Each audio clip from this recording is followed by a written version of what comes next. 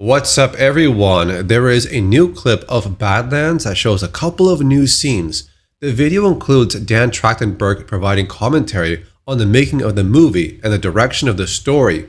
One is to do something new with the franchise, which is taking this classic movie monster and forcing him through a gauntlet to truly test him and see what he's made of. The first new scene we get is where Deck lowers the hood covering his head. And I'm pretty sure this part takes place at the start of the story, where he later meets his brother Quay, and their father later tracks them both down. When Deck arrives on the planet, he's got a couple of weapons with him, but during the course of his journey, he encounters dangerous things on the planet Jenna, and during this journey, he would lose some weapons, then he has to replace them by some other means. You're here to prove yourself. So in the past, we had reports saying that a lot of scenes that Dimitrius did as Deck has his face exposed, and they would later add Deck's Yahushua face through the use of CGI and special effects. Hunting something that can't be killed. Deck meets Thia, who is a Weyland-Yutani synth. The story includes a synthetic called Thia. She came to the planet called Jenna to retrieve samples, including the big KALISK, but that mission failed and she got ripped in half. So Deck would find her. At first he thinks she is useless, but Thia would persuade him to take her with them on his journey, so she could tell him where this big prey is, so Deck could fight against the KALISK. Now at the same time, we have her twin sister named Tessa, who works for Weyland-Yutani. They're also trying to find the KALISK creature for their own purposes. Quick question. What should I be doing? This scene here is new. I don't think we saw this area in the previous trailers yet. It might take place after the part when Deck fights those fine creatures. So he's got Thia on his back. Deck would be looking out into the field for anything in the distance. Meanwhile, Thia's on his back and asking, quick question, what should I be doing? Well, I guess she should be watching his back. That's pretty much all she can do at this point. Dan Trachtenberg. He has a long-range vision for the franchise. We got a few more scenes during filming in different locations, and this one, which is part of the area between those large rocks and a small stream of water. He's a massive Predator fan. He's so passionate about the story and the universe.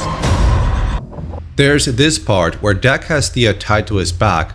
Then we get another angle as he turns around to get that shot with both of them in frame. And you're like, oh, that's gonna look mean when that comes out.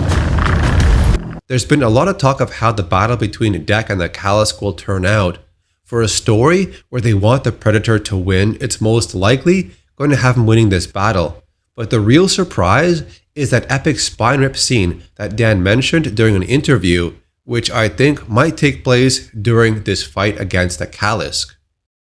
Audiences to have a real giant screen adventure. During this part, where Deck's got Thia on his back, he runs through a small stream of water between the rocks.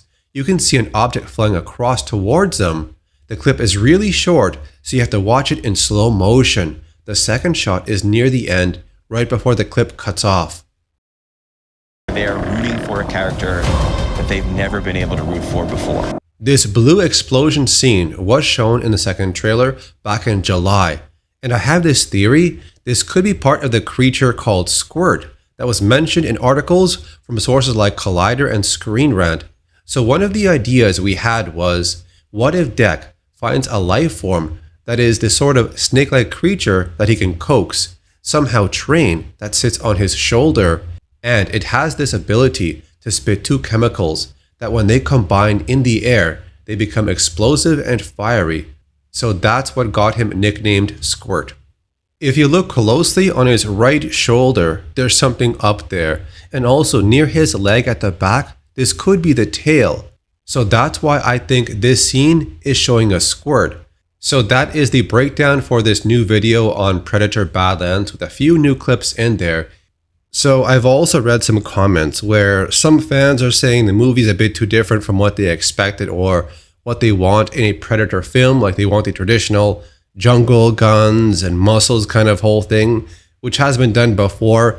And like I said in previous videos, That's fine if you want that kind of whole, storyline. But to me, it's okay to try something different.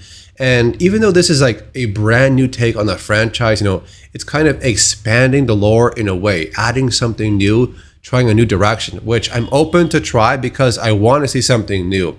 Because over many films where the Predator is part of the storyline, you kind of know what to expect by the end. Okay, in the beginning, the Pred shows up, he comes to Earth, he goes to hunt a few humans, they find out what's going on, they fight the Predator, in the end, the Yautja always get defeated and the humans win. I don't want the same story, which is why I'm open to try something new, so I want to give this a chance because it's entirely different. I want to see the Pred win for once, which is a complaint a lot of people have said for many years, myself included.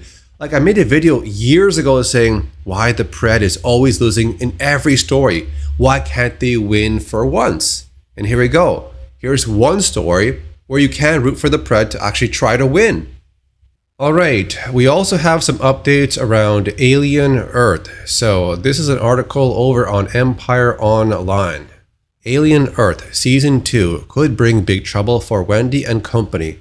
All they have is problems. The article includes Noah Hawley responding to some topics around the show and the end of Season 1. Now We Rule is such an exhilarating moment for the audience. And then the question is, well, it was an exhilarating moment when Dustin Hoffman ran out of the church and they got on the bus in The Graduate. But what comes after? The Weyland-Yutani ships are coming and all they have is problems. I'm interested in exploring the corporate politics of it. As we've seen, there's an irresistible gravitational pull toward monopoly that corporations and billionaires have. There's a bit of Game of Thrones to the corporate world that feels interesting to me.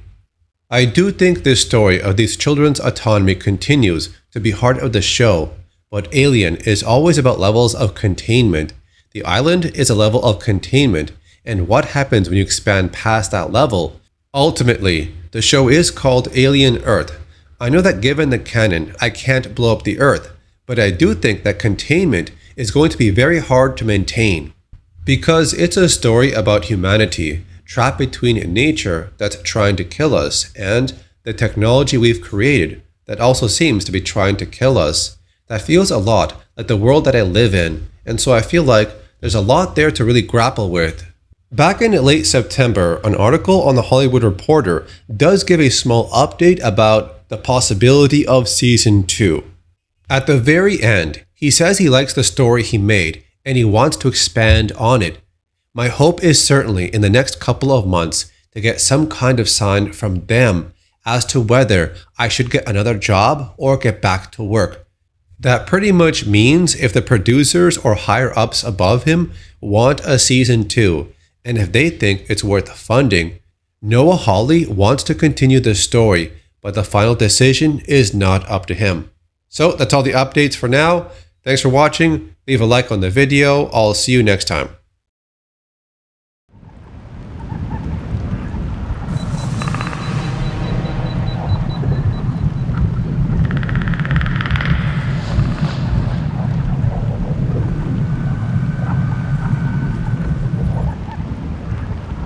Ha ha ha.